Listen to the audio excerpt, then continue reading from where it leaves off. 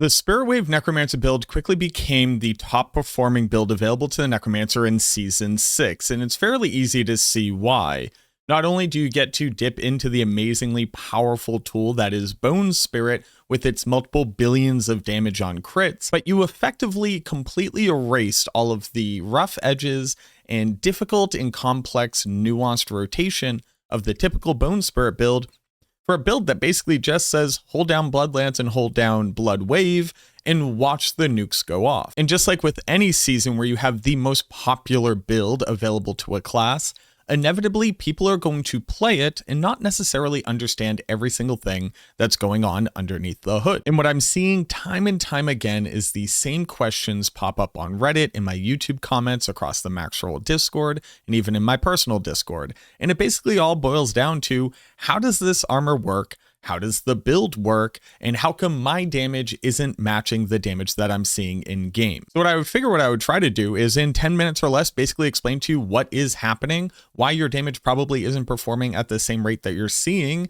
as some of your favorite content creators or the max pit pushes that are currently available, and hopefully equip you so that when you walk away from this video, you have a better understanding of what you would need to change about your own build, or how the differences that you've made in your gear, your aspects, or any of the other puzzle pieces may be negatively impacting your ability to be able to pilot this build to its utmost. Starting off with the armor itself, we need to understand a couple different pieces of it to really hone in on how important these stats are and what it all does. But the first thing that I want to highlight is how this item does its damage in the first place. And the issue is the aspect itself is kind of lying. If you're to read through it yourself and be, I don't know, a typical English speaker who understands the syntax and the grammar involved, you would assume that this armor can grant you up to a total of 100% damage bonus, because it grants you a damage bonus per percent of life that you have. When in reality, this item actually scales off of your maximum life, as opposed to how much of your life that you have. The hard part about that, though, is that it also does kind of scale off of the percentage of the life that you have. And here's where I'm going to fail you, in one of the first times in not being able to deliver the exact equation for how the armor works. I really tried. And I mean, I really tried. Each one of these data sets was excruciating to be able to generate, because it's not just as simple as spawn a bunch of blood orbs and see how much damage you do. Whenever you're trying to figure out how much life you would need to have below maximum life and still be able to get a damage bonus out of it, let's just say I've been sitting here for a couple hours. But what you need to walk away with basically is that the more maximum life you have, and being at your maximum life when the Bone Spirit is spawned, is a direct scaler of your damage, and there's basically no diminishing returns here. It's not like once you get up to 30 or 40,000 maximum life, getting a little bit more doesn't do anything.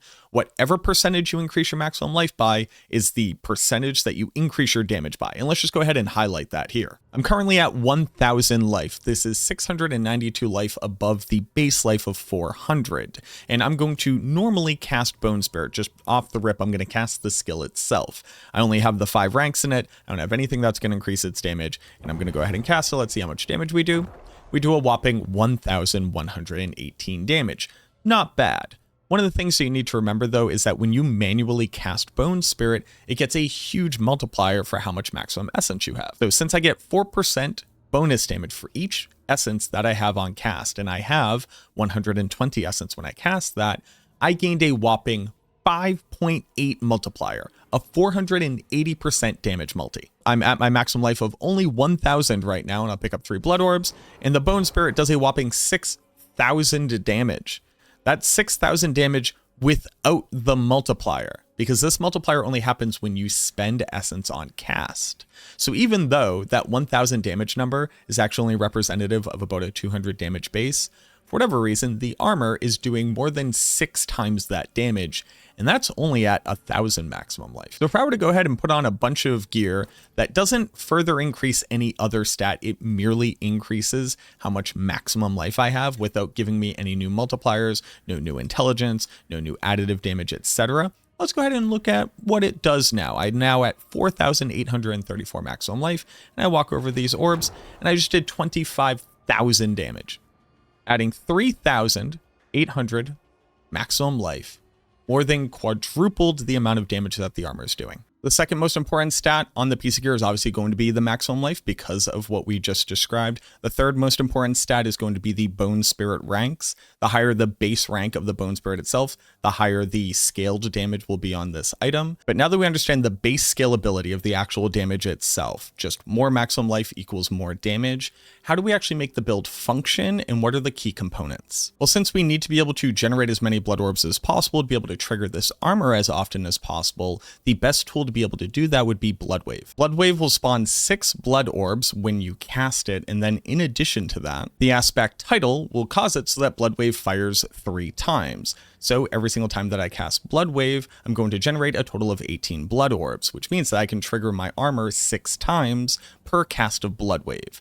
So to be able to generate as many orbs as possible, we now need to be able to cast Bloodwave as often as possible. How do we do that? Since it's an ultimate skill, we have 2 unique stats that we can rely on here. One is the ultimate cooldown temper on your gear. It is important to get this on both your amulet as well as on your ring. And then the aspect Fast Blood. Fast Blood is going to reduce the cooldown of your ultimate by up to 2.5 seconds if you find a perfect roll on a non-ancestral piece of gear, and all the way up to 3 seconds if you find a non-ancestral piece of gear. One of the best ways to be able to find this is be able to gamble for items which can have it. This is amulets and rings, and since rings are cheaper than amulets, you actually just want to gamble only rings with obols. You can also run Undercity for resource-specific aspects, or you can barter with the mercenaries, not only checking all the amulets and the rings there to see if you get lucky, but on top of that, you can also pick up any of their resource aspect caches and hopefully hit it big. That's where I found one of my earliest ones. Cool part about Fast Blood though is even if you have a low roll on it, you can actually put it onto your amulet for a 50% increase.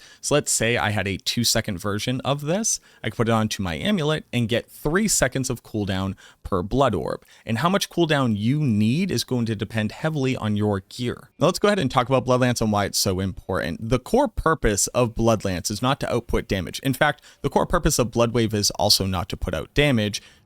You actually just want to use Bloodlance as a tool to be able to automate picking up the blood orbs. With the aspect Gore Quills, Bloodlance will automatically consume 3 blood orbs every time that you cast it. The great part here is that those blood orbs will refill the essence that Bloodlance would cost you from Blood Artisan's Cuirass, so you're always at max essence, which is important for scaling the Bone Spirit's damage in the first place. But what this tool also grants you is a great way of scaling your blood orb pickup ability, because basically the faster that you can cast Bloodlance, the faster you pick up blood orbs. The faster you pick up blood orbs, the faster you cast Bloodwave. The faster you cast Bloodwave, the faster blood orbs are created.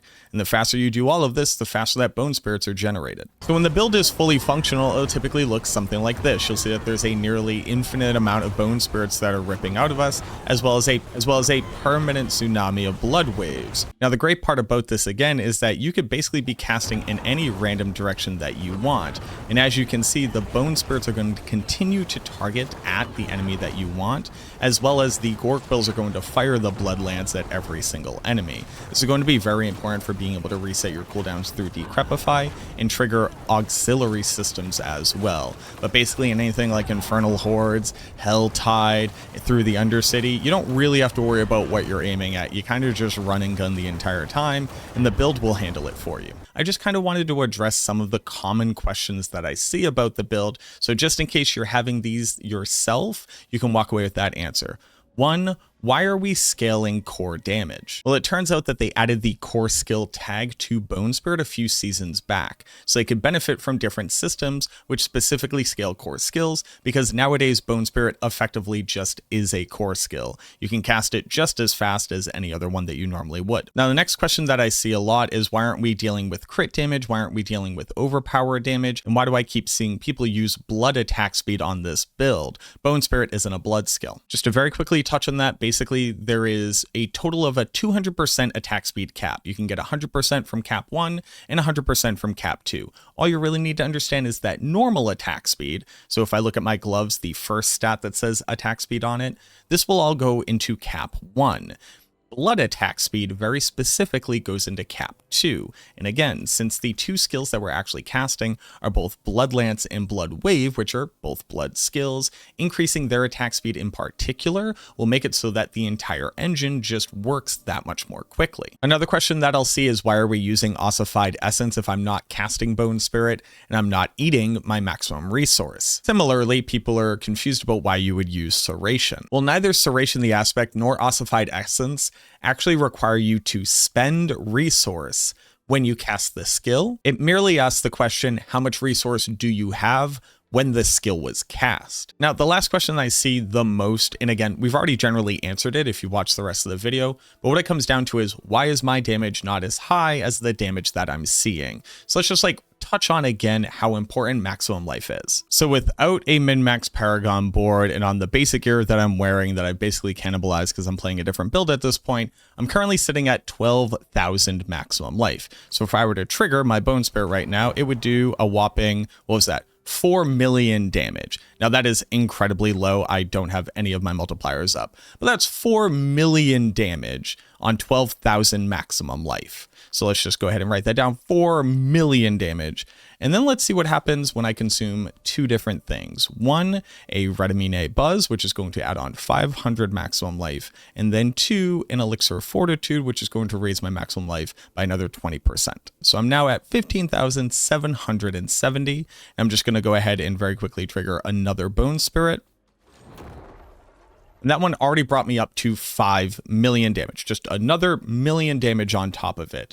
Now you have to keep in mind there's also variance here. So if I were to actually trigger this a bunch of different times, I would end up doing different amounts of damage there. You saw a range between 2.6 to 5 million without any of my buffs up, without anything else up, just added a full 25% additional damage on top. I hope that by covering the mechanics of it, the actual damage scaling via life, the damage scaling via the rest of your gear, and then the importance of attack speed, cooldown reduction, different mechanics for cooldown reduction, etc., can shore up any of the questions that you might have had about the Spirit Wave build and help you to better understand both how to make your own build stronger, but also what's going on underneath the hood and how it's all meant to work together. If you are brand new to the channel and you appreciated the video, or you just like to see more, go ahead and subscribe and hit that bell notification. I promise I don't spam you with a bunch of unnecessary stuff. It'll just let you know when I have a video that's gone up so you don't miss out on anything. Similarly, leave a like on the video. It helps me out a ton. Just get myself out into the algorithm, because YouTube's being really finicky right now. We are just on the cusp of 60,000 subscribers.